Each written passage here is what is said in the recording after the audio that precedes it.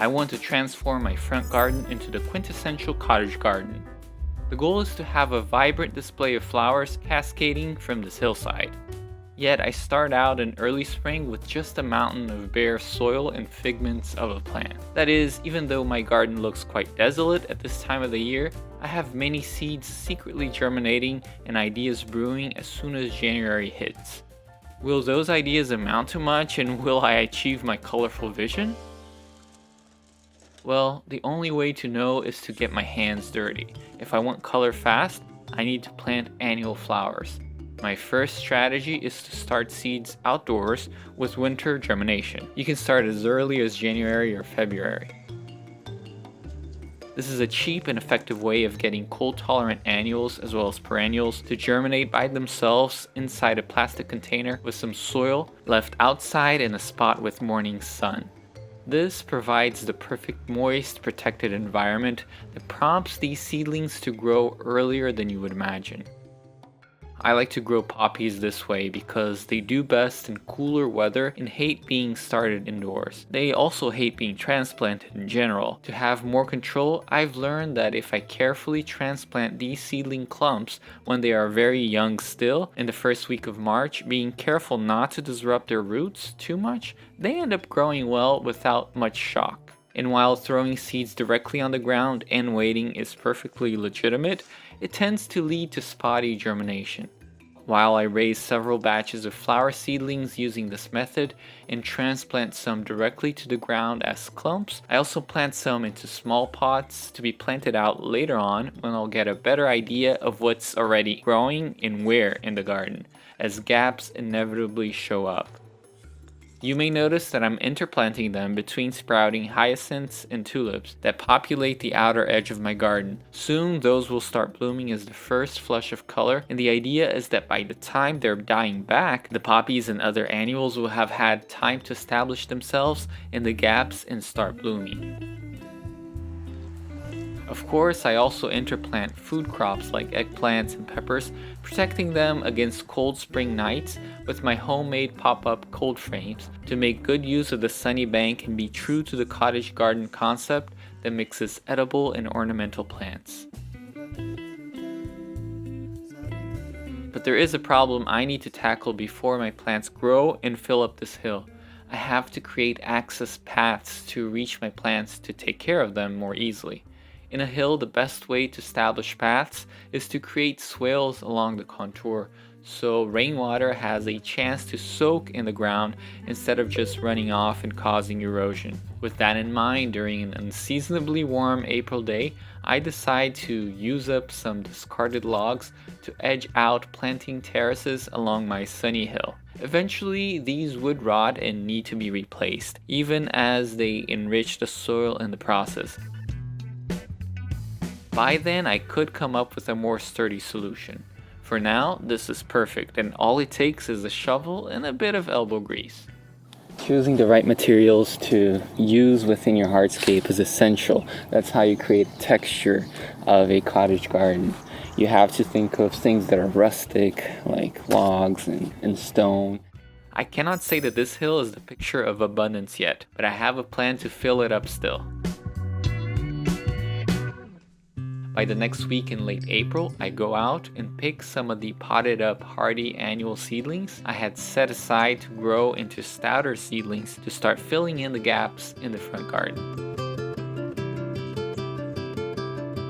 I had grown some heirloom petunias as well as California poppies and some other cottage garden flowers using this winter sowing method, and I was hoping they would soon form a carpet of color and texture all over my front hill.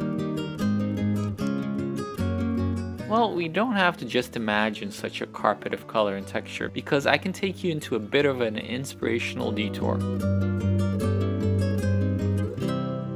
At the National Botanic Garden, I saw a garden bed that stopped me in my tracks. It showcases a masterful blend of plants. What makes this whole planting work is precisely the ethereal, almost veil-like appearance of all these plants, the nigella and then the fennel. Very shimmery effect, and it has hints of silver as undertones and also reddish tones. Look at this bluish hue. On this side, we see an expert use of fennel. This is bronze fennel in the middle of everything. It gives depth to the color, making it darker. We see these spires of verbascum are highlighted by the backdrop.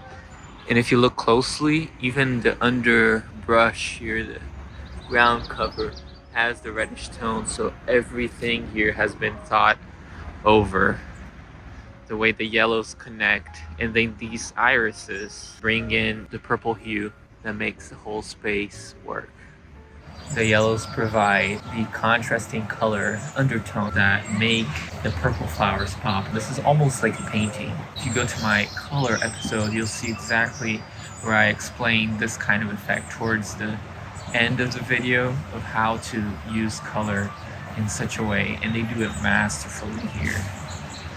I can only wish that one day my garden will look anything like this. And while this bed was on its height of ethereal, unachievable glory, another corner of their garden reminded me that my garden wasn't such an ugly duckling after all. This is what it typically looks, this corner over here, right in the beginning of the season. Is kind of sparse, and we see a lot of ground, so I don't feel bad in my own garden now, because this is sort of how my cottage garden looks. But if you look at it later on, it's a complete transformation. And just a couple months later, this same spot looks beautiful. It just reinforces that patience and time is key in gardening.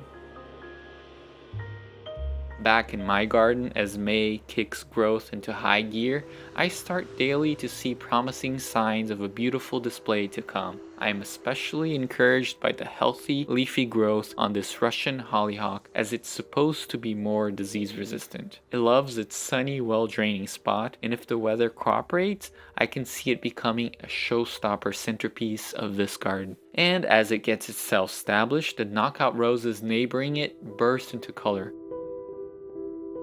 While this first flush of blooms is generally the strongest, they will continue blooming throughout the season. And so I have to redouble my efforts into bringing more color and volume to the other side of the bank, as right now the whole space is thrown off balance by the sheer exuberance of the roses.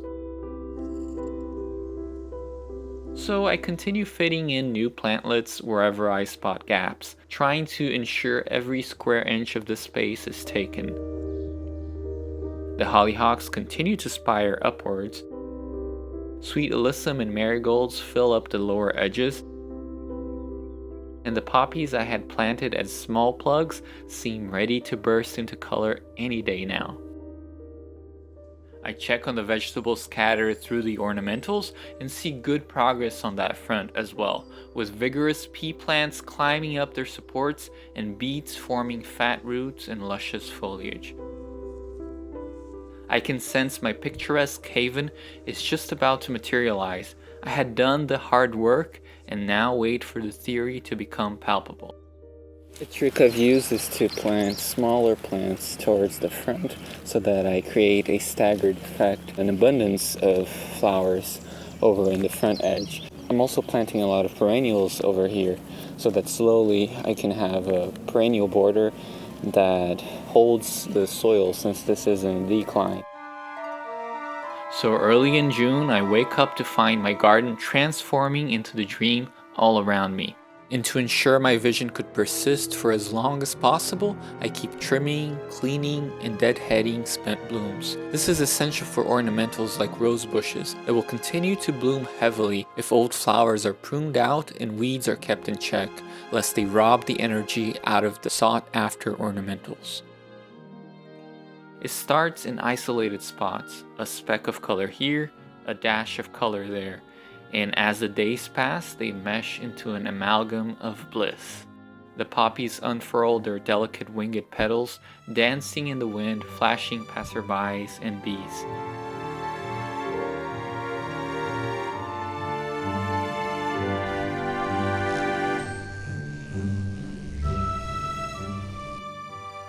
Nicotiana and sweet alyssum reverberate the pink-purple hues,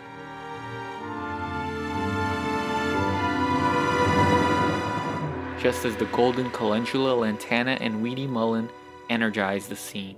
Bachelor buttons, lavenders, and other wispy blooms provide a background purple haze. Dahlias and straw flowers announce their first blooms.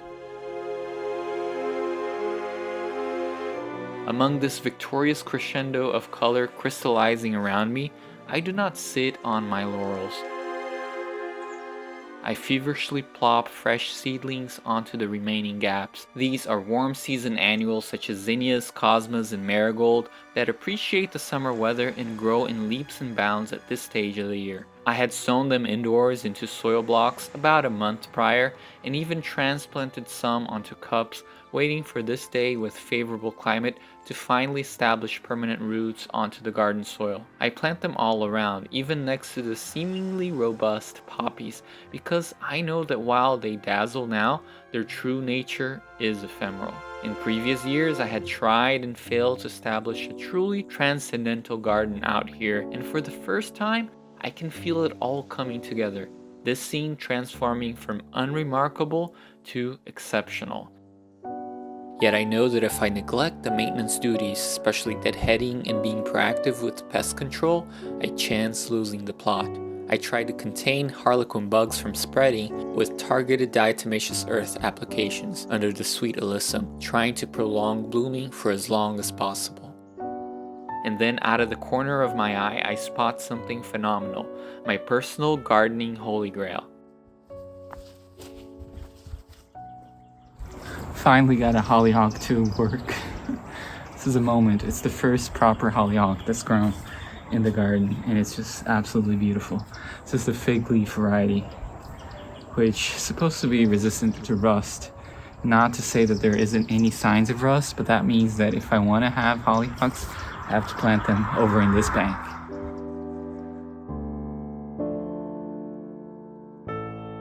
And as July settles in, it happens. The full scene develops and my house appears transported to a land of make-believe.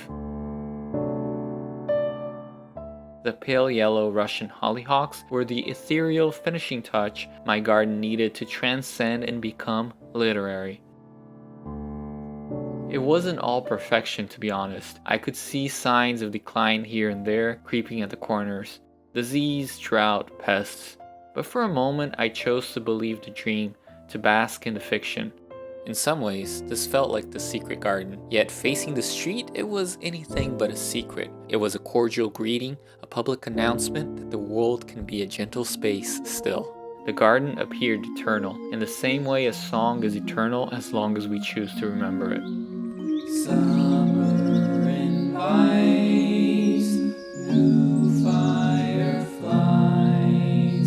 lighting in flickers the bosom of night.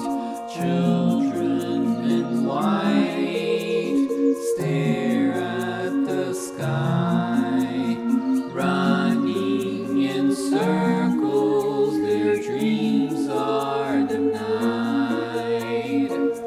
All their tears have run dry, all their fears realized, all their hopes sag inside, waiting for change, waiting for change. Autumn brings forth old lullabies, winds howl prophecies hidden from sight, echoes can't hide where truth resides, marking the tireless passage of time. All their tears have run dry, all their fears realized, all their hopes sag inside, waiting for change. Of course, as summer settled in and then quarreled with autumn, the garden took a turn for the worse. Things fall apart. Plants castigated by heat finally gave in, and soon the luster was gone. I had achieved my goal of a quintessential cottage garden, but only for a moment. In this quest to build up to this perfect moment, I had neglected the after. I had not prepared for fall, and this could only mean one thing. I would have to try again next year, and my Sisyphean task would be to make the garden eternal. Could that ever become a reality? Could I have a cottage garden that is beautiful from the beginning to the end of the year? I've recently uploaded new artwork into my Etsy shop, so if you'd like to support the channel, you can do so by purchasing artwork or contributing to my Patreon. Thank you so much for watching, and see you next time.